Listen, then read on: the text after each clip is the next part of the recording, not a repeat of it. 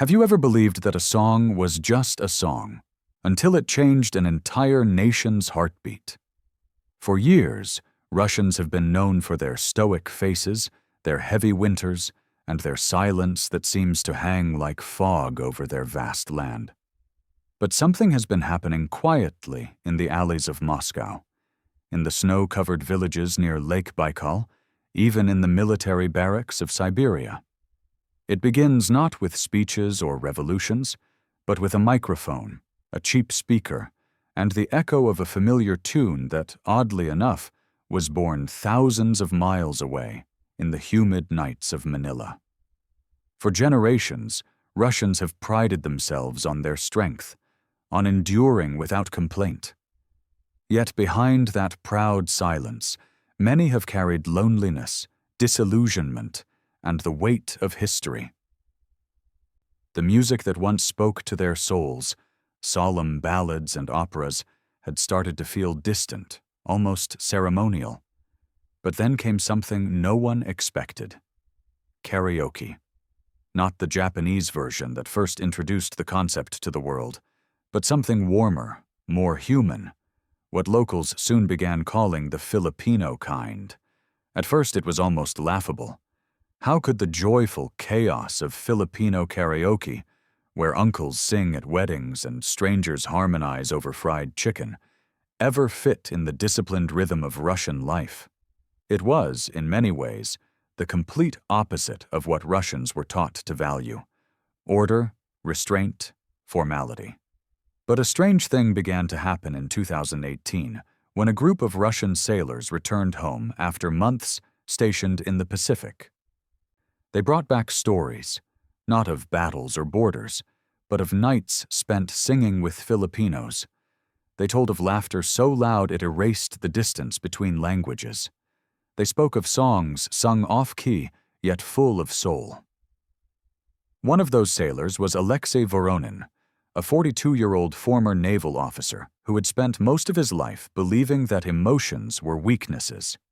He came back to Vladivostok with a small karaoke machine gifted by a Filipino engineer named Miguel.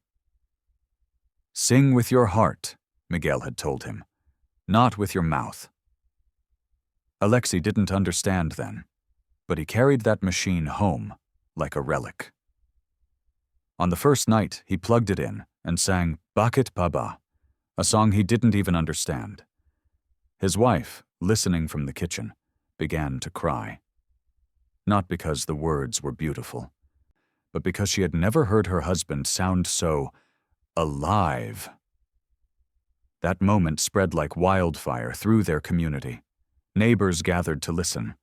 Soon, small karaoke nights were replacing the usual vodka-fueled evenings.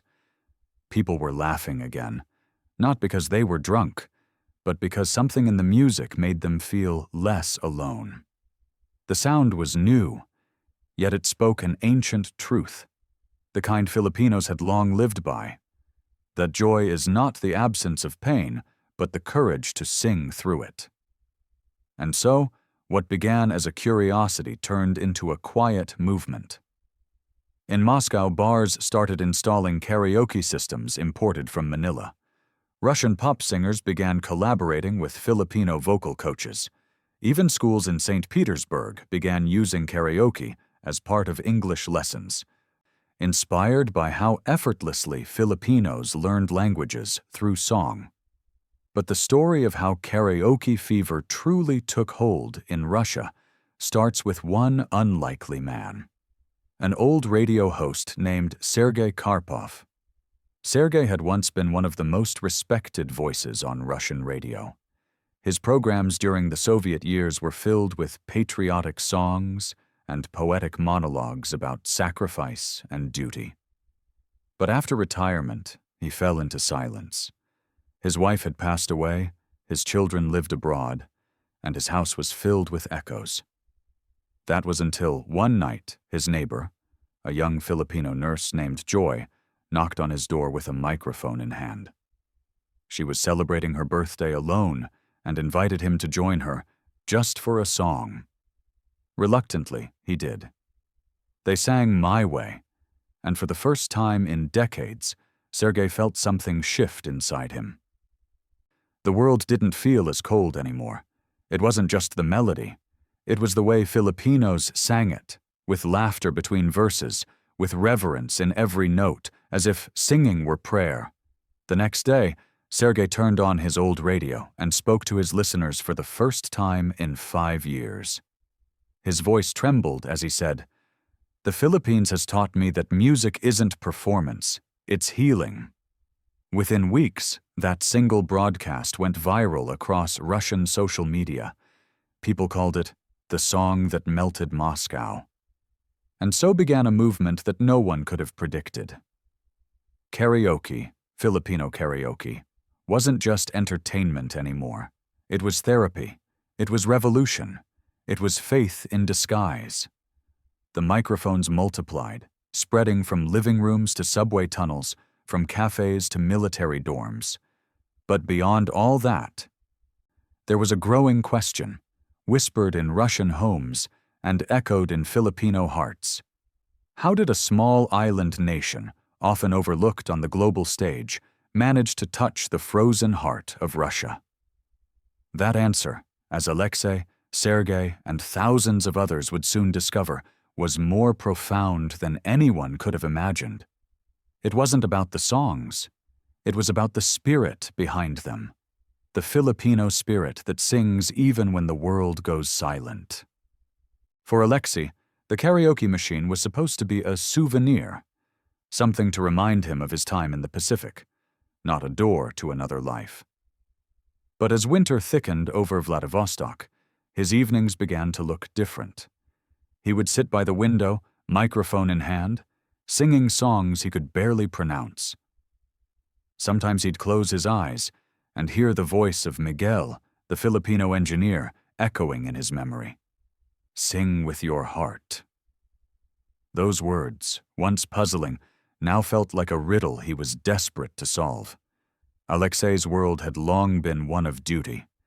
He had served through years of conflict, watched comrades fall, and buried emotions so deep that even his laughter sounded like an order. When he retired, Russia was changing. Fast, unpredictable, and colder in spirit than in climate. Factories closed, dreams dissolved, and silence filled the spaces where music should have been. His friends turned inward, numbed by routine and resentment.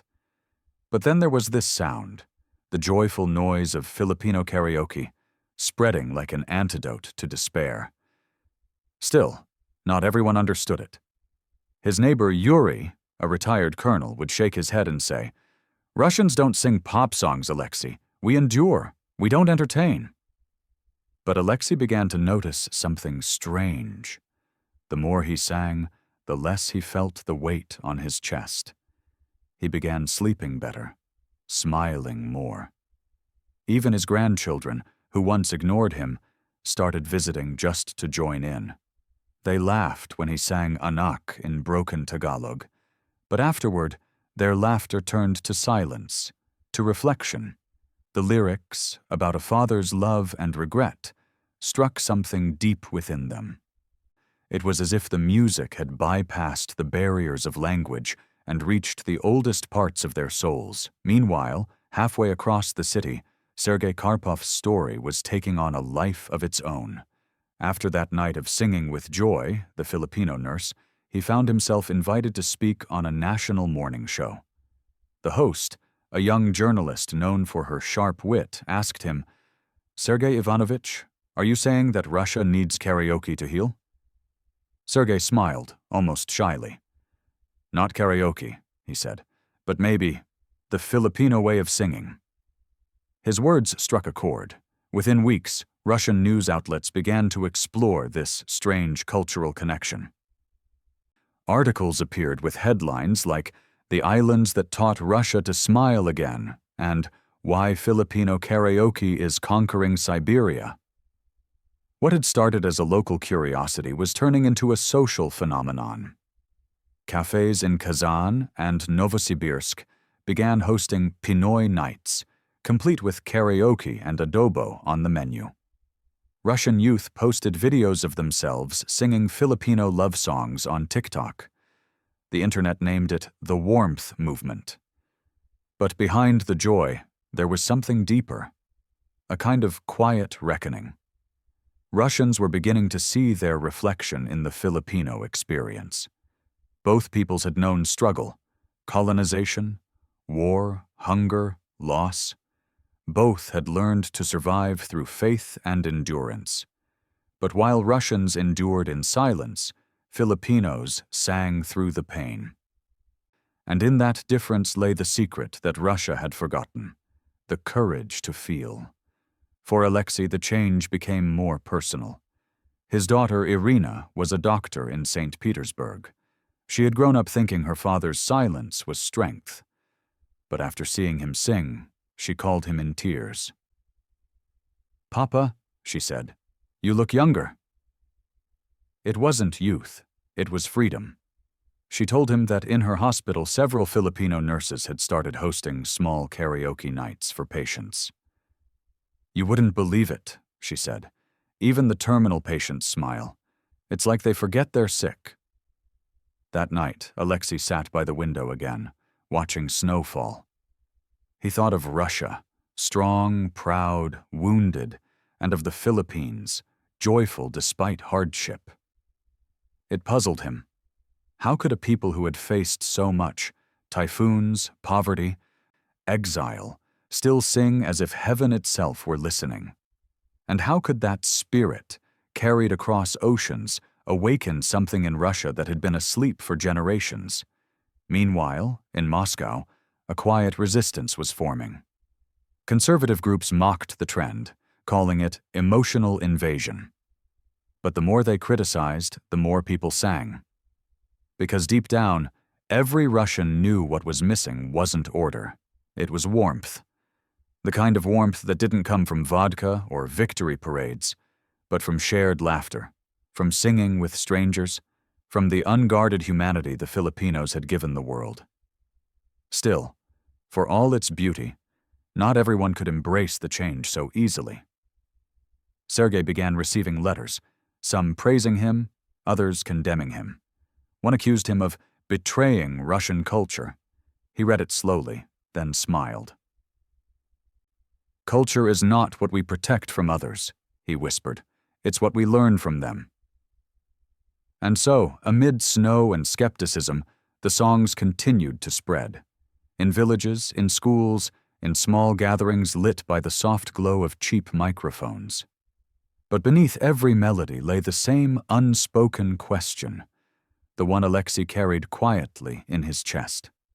What was it about the Philippines that allowed them to sing through suffering? What power was hidden inside those songs that made even the coldest heart thaw? He didn't know it yet, but the answer was waiting for him, in a journey that would take him beyond his home, beyond Russia, and into the heart of the islands that had unknowingly changed his world. When Alexei boarded the flight to Manila, he wasn't chasing adventure. He was chasing peace. It had been months since that night he first sang Bakit Paba, and something inside him wouldn't rest. He told his daughter, "I want to see where this music comes from." She thought it was just a retirement trip, a nostalgic escape. But for Alexei, it was more, a pilgrimage of the heart. The airplane's descent over the archipelago felt like entering another world. Sunlight pouring like honey, clouds parting over endless islands that looked like emeralds floating in blue glass. For a man born in a land of snow and silence, the Philippines seemed almost unreal. The heat struck him first, then the noise, the laughter, the street vendors shouting, children singing pop songs while chasing each other barefoot. It wasn't chaos, he thought.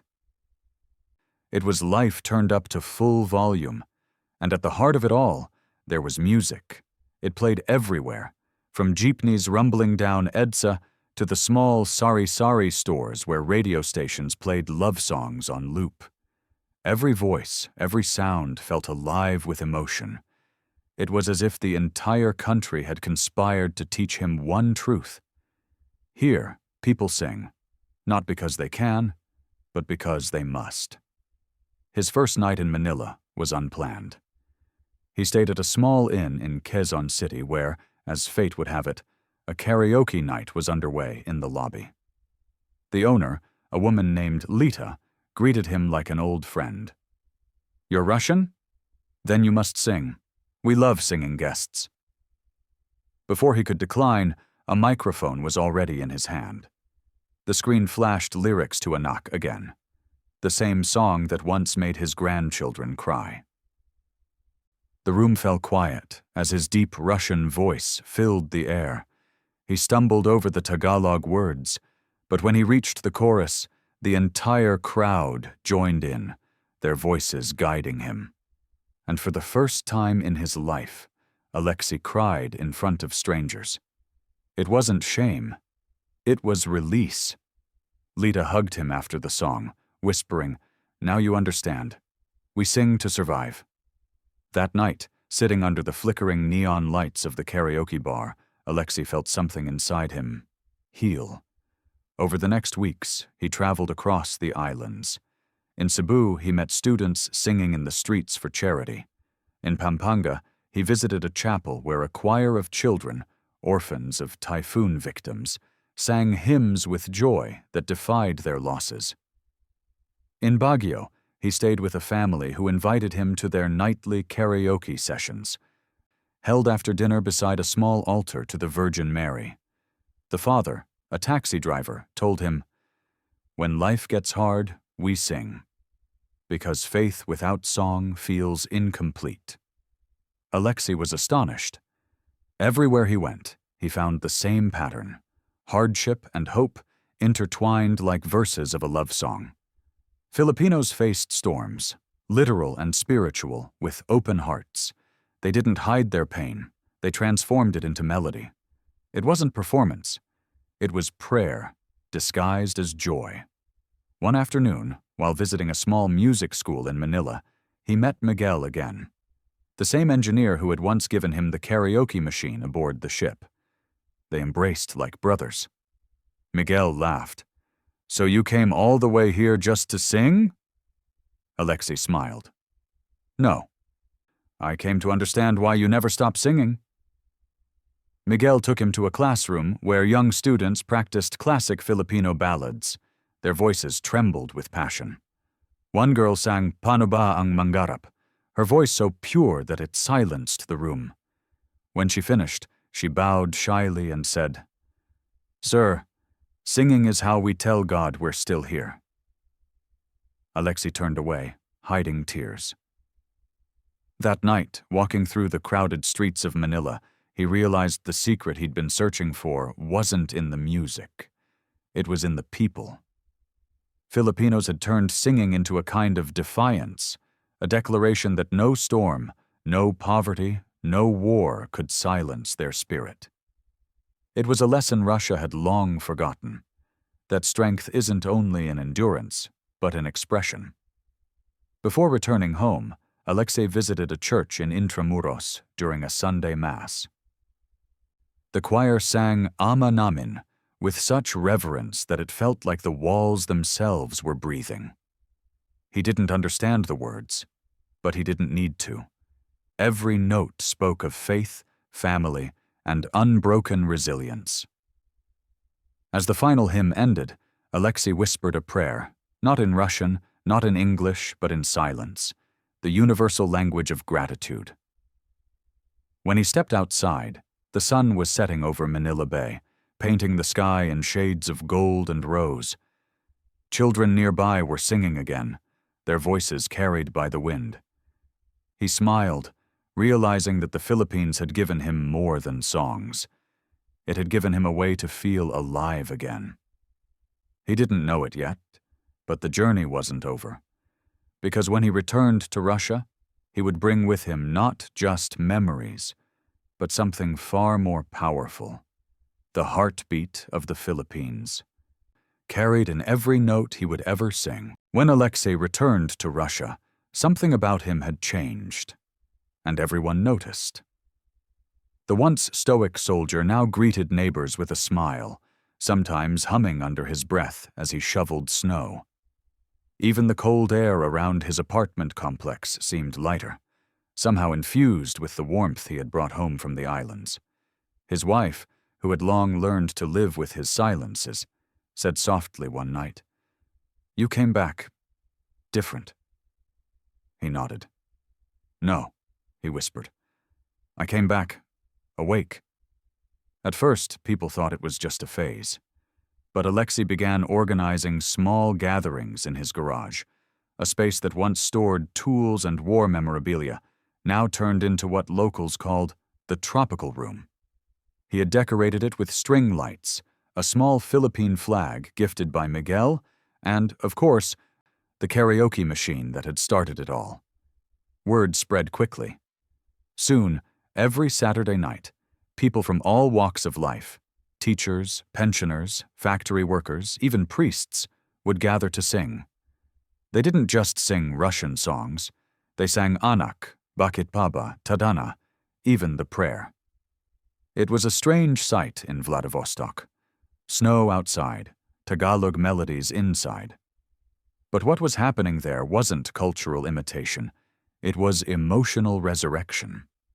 Alexei realized that for so long, Russians had confused pride with silence and strength with isolation. But through those Filipino songs, they were rediscovering the strength of connection. The gatherings grew larger. Local news caught on. A journalist visited one night, expecting to mock the karaoke cult spreading through the city.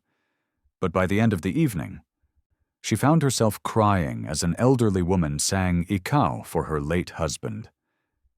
The story aired nationwide, titled The Filipino Spirit That Melted the Russian Winter.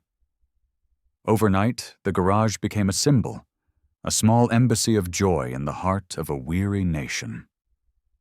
Alexei, now known affectionately as Papa Alex, became something of a folk hero, but he always corrected anyone who called him that. "The hero," he'd say, "is not me. It's the people who taught me to sing again." He began telling anyone who asked about his trip to the Philippines, how he had seen people laugh in the middle of floods, how they shared food even when they had little, how they sang to thank God even after losing everything. "That," he'd say, "is courage, real courage." One night, something happened that Alexei would never forget. A young soldier attended one of the gatherings, still in uniform. He sat quietly at the back, watching others sing. When it was his turn, he hesitated, then said, "I don't sing." The crowd encouraged him gently, and finally, he picked a song. "The Warrior is a Child," a Filipino Christian song. His voice trembled at first, but as he sang the chorus, his eyes filled with tears. When he finished, the room erupted in applause. He said, "I've fought wars, but tonight I learned what peace feels like." That moment marked the emotional peak of everything Alexei had been searching for. The karaoke nights were no longer about fun. They had become a movement of healing, of rediscovery, of faith. Across Russia, Filipino workers began organizing similar nights in their host communities.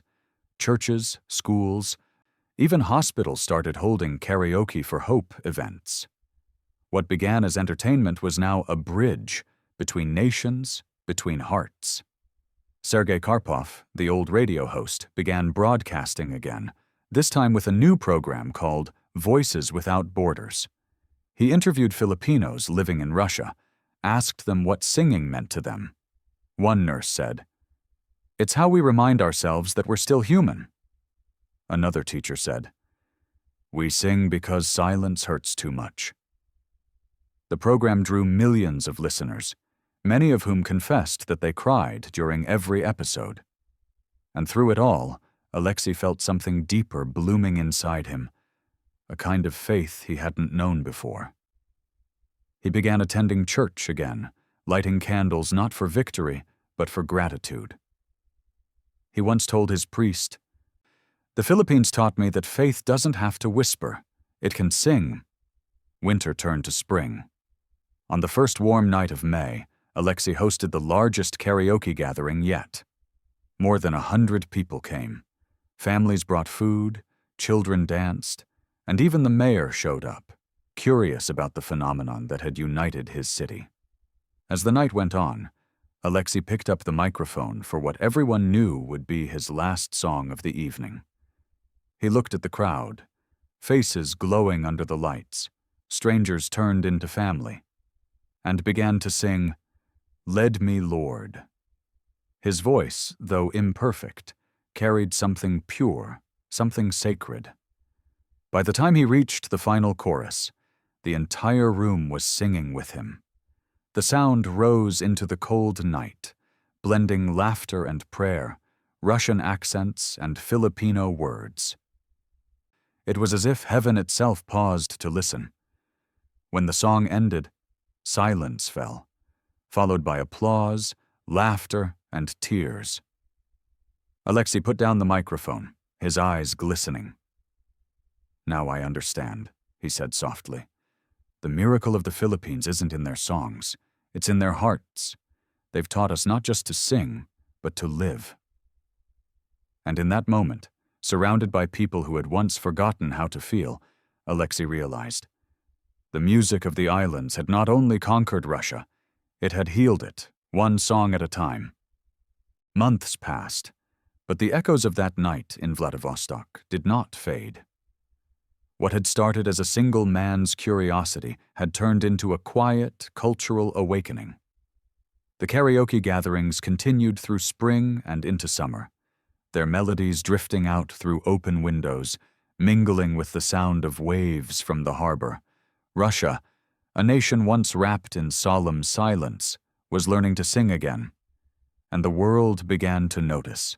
News reports called it the Manila Wave, a soft revolution of music and spirit spreading across Russian towns. Sociologists studied it, priests praised it, and families embraced it. Yet for Alexei, it wasn't about fame or headlines. For him, it was about redemption. He had spent most of his life armored in discipline, unable to show emotion, convinced that feeling was weakness. But the Philippines had taught him something else. That emotion, when shared, is strength. That joy, when expressed, is survival. One day, as he walked through the small park near his home, he saw a group of teenagers singing under the trees. They were rehearsing for a school program called Songs of the World. To his surprise, one of the songs on their list was Anak. He stopped and listened quietly. The Tagalog words rolled imperfectly off their tongues, but the sincerity in their voices was unmistakable. When they finished, he clapped, and one of the boys smiled shyly. "Sir, you know this song?" Alexei nodded. "Yes, it taught me how to live again." Later that night, Alexei sat by his window, thinking of Miguel, of Joy the nurse, of the countless Filipinos whose kindness had shaped his transformation. He wrote a letter to Miguel, now back in Cebu, thanking him. "You gave me a machine," he wrote, "but what you really gave me was a mirror. Through your music, I saw the soul of a people who never stopped believing. And because of that, I found mine." Meanwhile, Sergei Karpov's radio program, Voices Without Borders, had become one of the most listened-to shows in the country.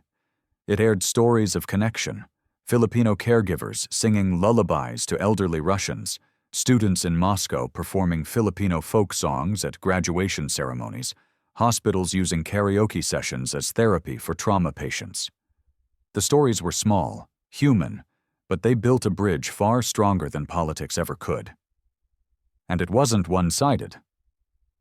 In Manila, news spread that their songs had touched the Russian people. Filipinos were astonished, proud, and deeply moved. A popular TV host in Quezon City said, "Maybe this is what our music was meant for, to remind the world that happiness is not a privilege, it's a choice." Choirs dedicated performances to Our Friends in the North. Social media filled with messages from Russians thanking Filipinos for warming our hearts through your songs. It was as if two nations, so distant and different, had found a shared rhythm of humanity. Alexei continued to sing every weekend, not because he wanted to lead anyone, but because he couldn't imagine life without it. Each song carried a memory: a church choir in Manila, a smiling child in Cebu, a voice trembling with faith in Pampanga. He no longer tried to understand the lyrics. He simply felt them. Faith, he once told a local journalist, is not always about believing in God. It's about believing in goodness. And I learned that from the Philippines. In late autumn, a new initiative began called Kanta Para sa Kapwa, Songs for Others, a collaboration between Russian and Filipino communities. They performed in hospitals, orphanages, and shelters, bringing hope through music. It wasn't just cultural exchange anymore, it was compassion in action. The sound of karaoke, once seen as trivial, had become a symbol of empathy.